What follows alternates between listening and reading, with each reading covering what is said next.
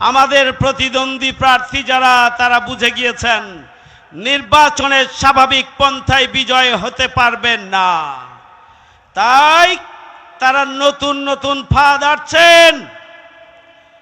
তারা ফ্যামিলি কার্ডের নামে, কৃষি কার্ডের নামে আবারও নতুন করে প্রতারণার নীল নকশা এঁকেছেন তারা। আপনারা কি জানেন আমাদের মা বোন এবং অসহায় ভোটার যারা, তাদেরকে আমাদেরকে সচেতন করতে হবে, তাদের পাশে দাঁড়াতে হবে এবং ভোটের মতো পবিত্র আমানত, ভোটের মতো পবিত্র আমানত, মহামূল্যবান সম্পদ 500 টাকার বিনিময়ে, কোনো কার্ডের বিনিময়ে অথবা একটা পোল্ট্রি মুরগি, একটা শাড়ি বা লঙ্গির বিনিময়ে আমরা যেন কোনোভাবেই কোনো চাঁদাবাজ, সন্ত্রাসী এবং লুটেরাদেরকে আমাদের ভোট বিক্রি করে না দেই।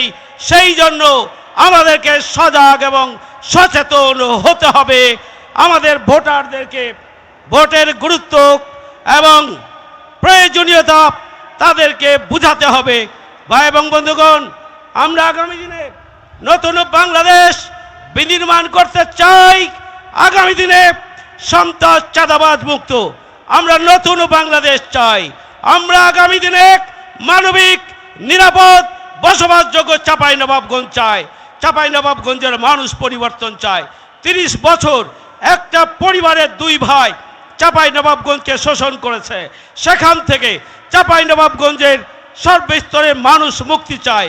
আসুন আমরা চাঁপাইনবাবগঞ্জের মানুষকে মুক্তি দেওয়ার জন্য আগামী দিনে দাঁড়িপাল্লার পক্ষে গণজোট যেটি তৈরি হয়েছে, বিশাল ব্যবধানে বিজয়ের মাধ্যমে সেই জোরকে সফলতার দ্বার প্রান্তে নিয়ে যেতে হবে।